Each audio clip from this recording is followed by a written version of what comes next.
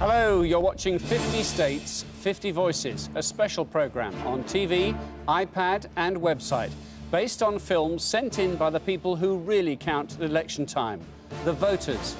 These contributors, one from each state, used freely available online resources to write, film and send in a video which shed a little light on the issues which will determine who wins their state and ultimately the election. Tonight, we'll be speaking to some of those in the key swing states, highlighted here in grey. And there's a lot going on our other devices as well. On the Sky News for iPad app and on our website, you can operate the same data-driven graphics as I'll be using tonight. Drill down state by state into the ethnicity, the economic factors and historic voting patterns that will see a win for Barack Obama or Mitt Romney. And you can see what people are saying right now in each state on our social media stream. We have another digital event taking place right now on our website and on the iPad app. Our political editor, Adam Bolton, is in Washington hosting a Google Hangout, joined by a number of our contributors. They're debating the hot-button issues across America. We'll be dipping into that discussion a little bit later on. Now we're going to be hearing more from him in just a moment when we do this, which is to drop in to our Google Hangout, which is being hosted right now by Adam Bolton. And that is continuing live on Sky News for iPad and on our website, skynews.com.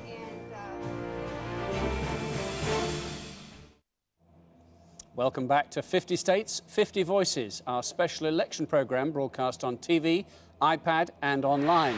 Right now, our political editor, Adam Bolton, is in Washington hosting a Google Hangout. Before we break into that, let's take a look at some of the films that his guests sent in to us. Though Iowa's voted Democratic in the last 5 out of 6 presidential elections, locally we have seen a shift to a more fiscally conservative government. Watch for Iowans to be keeping an eye on the budget and how our representatives are voting and if they are staying within their means and not overspending. Politics is to New Hampshire what football is to Liverpool and wine is to France. Our 4 electoral states aren't many, but we're mighty.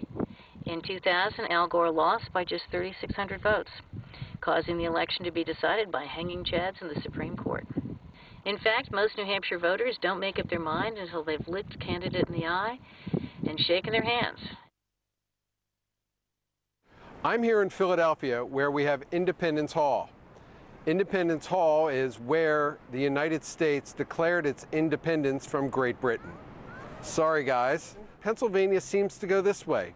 40% vote for one party, 40% vote for the other, and the other 20% are what are called swing voters. Most of those swing voters are in the suburbs of Philadelphia. The area is called the Main Line. It's important that we have a president that understands the real everyday story of the middle class that lives in America right now. The downturn of our auto industry, the reduction of manufacturing jobs throughout our entire country, the plight of middle America and below. What's it going to take to win New Mexico in this presidential election? Primero, no olvides los latinos. That's basically Spanish for if you lose the Hispanic vote, you lose the state. Well, some of those voices have been brought together by host Adam Bolton. He's on air with his own Google Hangout online at the moment. Let's see if we can just interrupt him or join the conversation for a moment. A chance to get away from all those spin doctors, Adam, and hear from real people. What are you being told tonight? Well, it's very interesting. I've been joined tonight by Fred from Pennsylvania, Jody from Iowa, Jonathan from Wyoming, Katie from New Hampshire, Kirk from Michigan, and Saul from Rhode Island. We tried to get through to Alaska, but we're having a few problems, technical problems. But I mean, one thing's very clear is that old certainty of the expectation as to who you think is going to win the election is, of course, very different from who you support. But, you know, one of the things we've heard, and let's go back now to our conversation, is just this worry that seems to be there across the board that the country is getting more divided, more polarized, Jody. I mean, is that a worry you share? certainly does feel like the country is getting more polarized. Like I said earlier, a lot of people just don't talk politics just because they don't want the argument.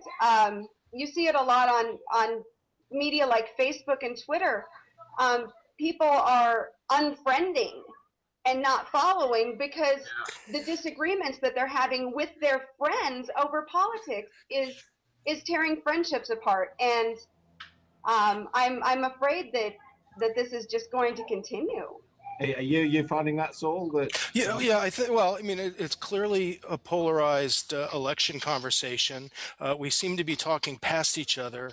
We need pragmatic solutions. I mean, we need to mobilize the center. I mean, you see the same pattern we see in every election, where to win the primary, Romney had to move further to the right, and then to try to win the general, he moves closer to the center. I mean, we see this pattern over and over again.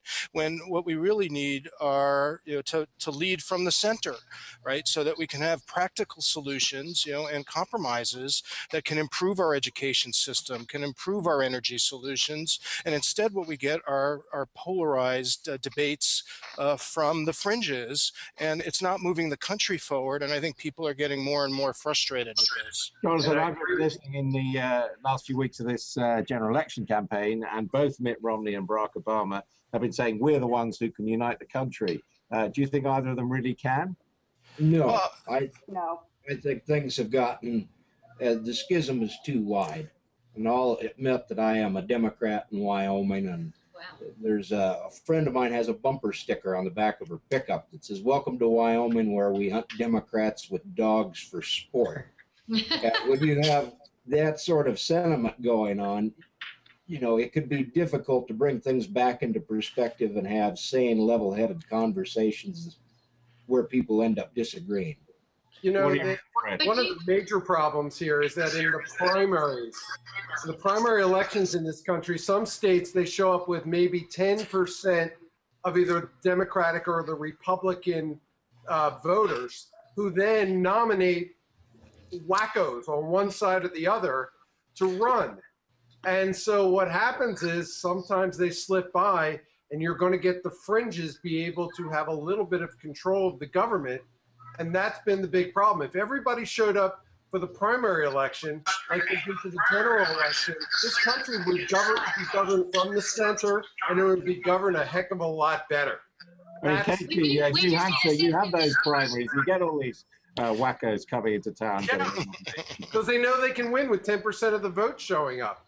There was a woman in the state of Delaware. She was alleged to be a witch, and she won the Republican primary for United States Senate over, I think, a 2 or 3 term United States senator. It's crazy.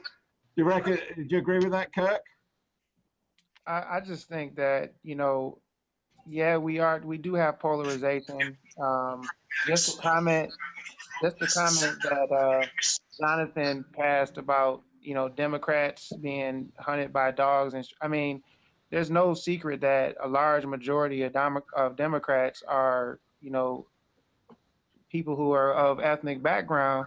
And if you just change one word in that statement, it could be a very racially charged statement. And I think that this race has kind of uncovered some of the racial tensions throughout our country. And it's really sad that we are here today and having this kind of discussion, because underlying all of this, there is a very deep racial undertone to what's happening. And in a changing world, it was very encouraging the last election to see that everybody came together to vote for a candidate that was much different than what we usually have representing our country.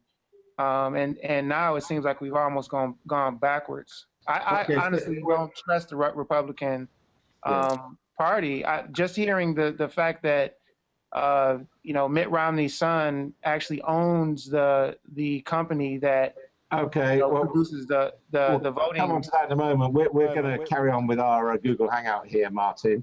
But as you can see, it's pretty sober mood, really, as certainly our 5 or 6 contributors here head to the polls. I have to say, on a straw poll, the reckoning is that on balance, probably Obama's going to win, but it is close, and who knows? Back to you, Martin. We'll carry on with our conversation. Let's try and go to Alaska again. All right. Thank you very much indeed, Adam. Well, that's continuing up on Sky News Online right now, but I just want to bring in